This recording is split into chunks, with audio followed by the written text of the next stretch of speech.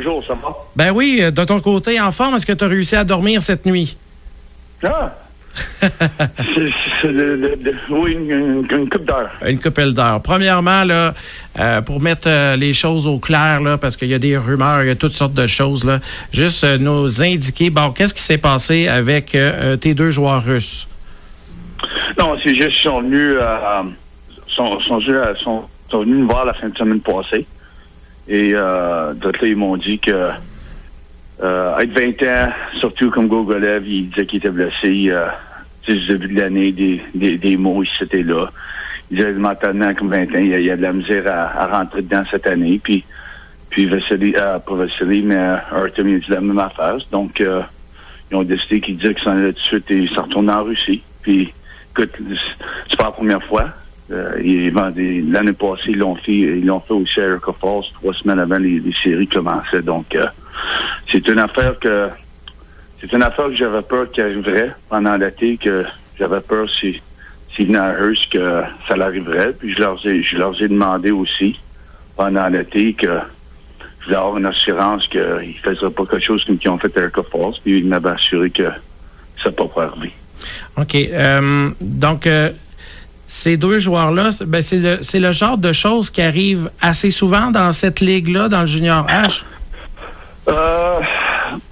Oui, ça l'arrive. Je veux dire, les coupes de dernières années, j'ai remarqué aussi, ça l'arrive, ça peut arriver à des 20 ans quand comme l'équipe NOJHL a été nommée la semaine passée pour le défi de la Coupe de l'Est du Canada. Et puis, des fois, quand arrive, quand les joueurs se font pas nommer à l'équipe, ils prennent ça dur, puis je dirais pas qu'ils lâchent, mais ils trouvent ça top pour une couple de semaines. Mais ça l'arrive, écoute, ça l'arrive, des gars de 20 ans, des fois, ils peuvent plus mentalement faire le sacrifice. Mm-hmm. Mais avec ces deux joueurs particuliers ici, par exemple, comme j'ai dit, ils l'ont fait l'année passée à Erica Falls au mois de février, avant les séries commencent. Okay. Puis écoute, c'était un risque qu'on devait prendre comme équipe. On savait que c'est qu'il était arrivé l'année d'avant, mais on savait aussi que c'était deux très bons joueurs. Donc, fallait prendre le risque. On n'était pas sûr comment s'en allait avec ça. Exact. Bon, maintenant, la planète continue de tourner. Est-ce qu'il y a eu du mouvement de personnel dans les cours au cours des dernières heures? Oui, je veux dire, il y a beaucoup d'affaires qui se passent avec le téléphone, c'est garanti jusqu'à date. Il y a beaucoup de scénarios. On est proche avec certains scénarios, mais c'est juste qu'il faut qu'on attende voir ce qui va arriver. Si y a des joueurs qui voudraient venir jusqu'à Hearst ou... On parle jusqu'à date. Il va y avoir du mouvement, c'est juste qu'on n'est pas sûr dans quelle direction, puis comment genre ça va affecter. Donc, il n'y a rien qui est de concrétisé ce soir. Est-ce que vous allez avoir un deuxième gardien de but ce soir? Je pense que vous n'avez pas le choix des règlements de la Ligue, ou vous allez habiller un autre joueur? Oui, on va en avoir.